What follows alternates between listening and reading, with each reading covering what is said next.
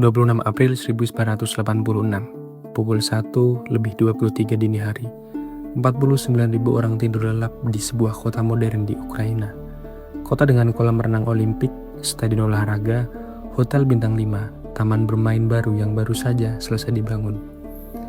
Namun 36 jam kemudian, kota itu kosong selamanya. Dan hingga hari ini, tidak satu pun penghuninya pernah kembali. Ini adalah kisah Pripyat, kota yang mati dalam semalam.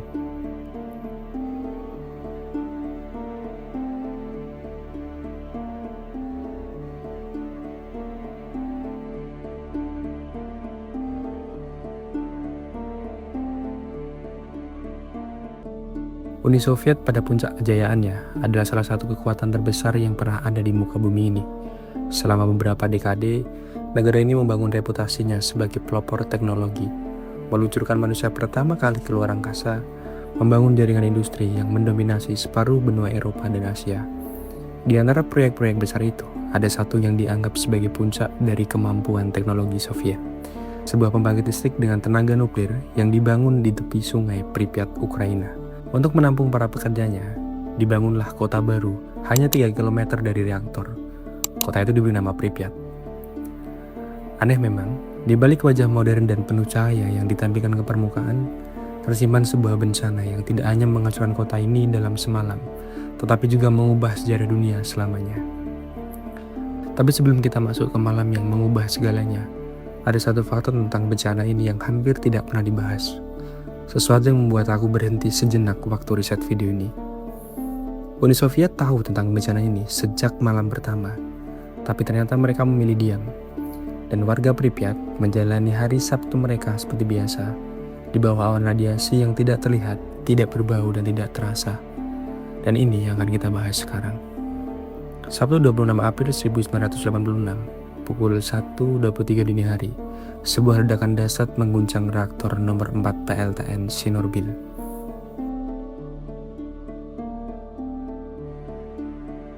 Bukan ledakan nuklir seperti bom atom, tetapi ledakan uap yang terjadi akibat serangkaian kesalahan prosedur dalam sebuah uji coba keamanan yang ironisnya dirancang untuk membuktikan bahwa reaktor tersebut aman. Atap reaktor yang beratnya ratusan ton terlempar ke udara.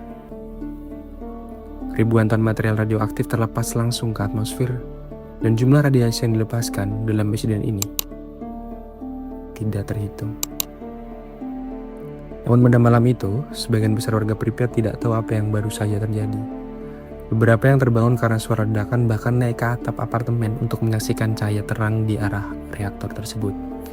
Tidak menyadari bahwa mereka sedang berdiri di bawah hujan radiasi yang tidak kasat mata. Pihak berwenang Soviet mengetahui skala bencana ini sejak malam pertama.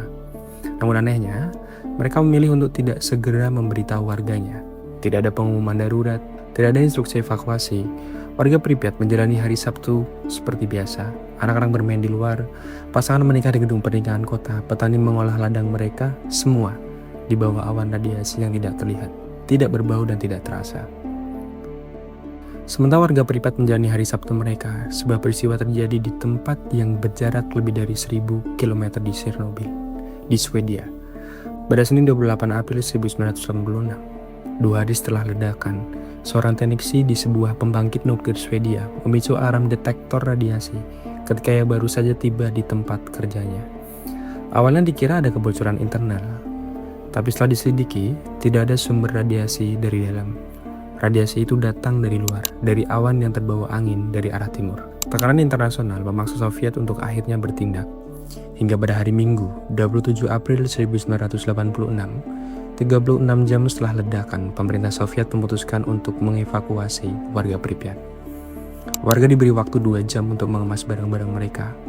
Mereka diberitahu bahwa evakuasi ini hanya bersifat sementara, 3 hari, atau mungkin seminggu. Mereka akan kembali lagi ke kota ini. Sebagian besar warga tidak membawa banyak barang. Untuk apa repot-repot mengemas banyak hal jika mereka akan kembali minggu depan? Namun pada akhirnya mereka tidak pernah kembali. Dan inilah bagian yang tidak banyak dibahas oleh dokumenter manapun tentang Chernobyl. Bukan tentang reaktornya, bukan tentang radiasinya, tapi tentang apa yang terjadi pada kota itu setelah semua orang pergi. Yang membuat Pripyat begitu mencekam bukan semata-mata karena kehancurannya, tapi justru karena betapa banyak hal yang masih ada di sana. Karena warga pergi dengan terburu-buru dan dengan keyakinan mereka akan kembali lagi. Pripyat ditinggalkan dalam kondisi yang hampir utuh. Di dapur-dapur apartemen, piring masih tersusun di rak. Di sekolah-sekolah, buku pelajaran masih terbuka di atas meja. Kalender dinding masih menunjuk April 1986. Dan di taman bermain yang tidak pernah sempat dibuka, biang lala setinggi 26 meter itu masih berdiri, berkarat, diam, tidak pernah berputar satu kali pun. Dan ironisnya, area di sekitar biang lala itu kini menjadi salah satu titik dengan tingkat radiasi tertinggi di seluruh kawasan Pripyat.